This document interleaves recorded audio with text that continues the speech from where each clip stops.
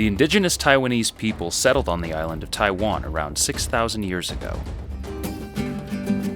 In 1517, a Portuguese ship, while sailing through the Taiwan Strait, recorded the words Ilha Formosa, meaning beautiful island in Portuguese. Formosa subsequently became the Western term for Taiwan. In 1642, Dutch forces established control over the entire island. Taiwan became a Dutch colony, governed by the Dutch East India Company.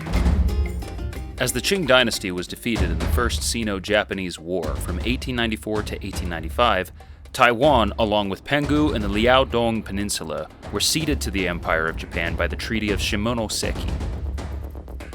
Taiwan held strategic wartime importance as Imperial Japanese military campaigns first expanded and then contracted over the course of World War II. While Taiwan was still under Japanese rule, the Republic of China was founded on mainland China in 1912. Following the surrender of Japan ending World War II in 1945, the Republic of China took control of Taiwan on behalf of the World War II allies. Then, in 1949, the Chinese Civil War led the Republic of China to the loss of the mainland to the Communist Party and the flight of its government to Taiwan. In the early 1960s, Taiwan entered a period of rapid economic growth and industrialization called the Taiwan Miracle. In the late 1980s and early 1990s, the Republic of China transitioned from a one-party military dictatorship to a multi-party democracy.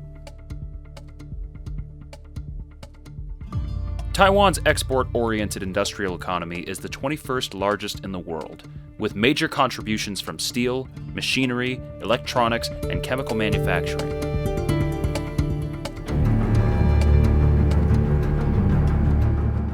Red China has bullied Taiwan out of the international circle while claiming that Taiwan belongs to China.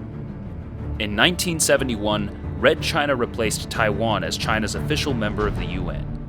Red China refuses diplomatic relations with countries that recognize Taiwan as an independent state. International organizations that Red China participates in either refuse to grant membership to Taiwan or only permit it to participate on a non-state basis. Taiwan was the first government to sound the alarm on the COVID-19 pandemic in December 2019. It has successfully controlled the virus. And yet, the World Health Organization has excluded Taiwan from any international discussion on the pandemic.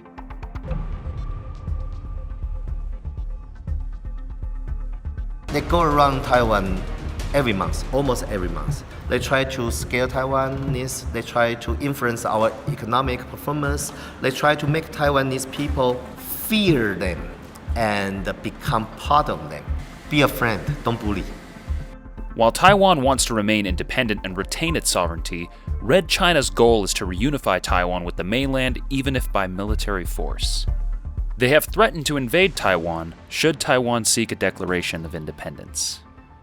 Of course, mainland China can use force against Taiwan to eliminate those in support of Taiwan independence. But what will be the cost? China were to take Taiwan by force, I think it would be destabilizing for the region. I think it would be harmful to China's own interests. I think it would cause capital flight. I think it would cause a lack of confidence in China and China's leadership that would lead to a really dramatic decoupling between China and the world.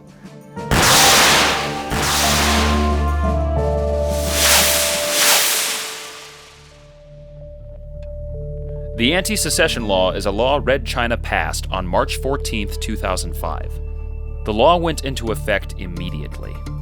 The Anti-Secession Law's objective is to meet any Taiwanese government's move towards Taiwanese independence with a threat of invasion. In Taiwan, the passage of the law was condemned by its people. 1 million Taiwanese participated in a protest march against the law on March 26, 2005.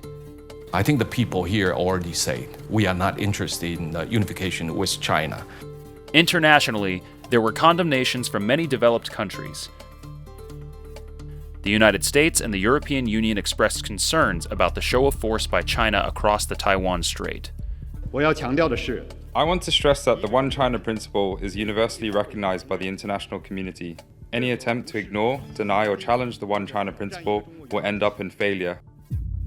Even though the United States officially broke formal diplomatic ties with Taiwan in 1979 in favor of Red China, it continued to sell arms to Taiwan under the Taiwan Relations Act, which angered Red China.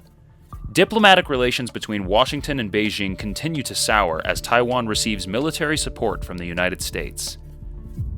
Red China demands that the U.S. should set an end date for arms sales to Taiwan. 中方敦促美方充分认清美售台武器问题的严重危害性，恪守一个中国原则和中美3个联合公报的规定，立即取消该项军售计划。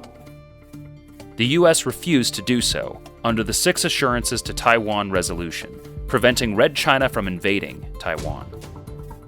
In July 2020, an arms deal worth $2 billion was approved by Congress. Red China has conducted numerous military exercises of invading an island during the last few years. Tensions in Asia rose as the United States began to participate in military exercises with Taiwan. Just recently, during the National Day address, Tsai Ing-wen stated very publicly, and I think for the first time, a consistent message, which is that the notion of one country, two systems is dead on arrival. Right? That's a non-starter for anybody in Taiwan. And whether you are light blue, shallow green, right?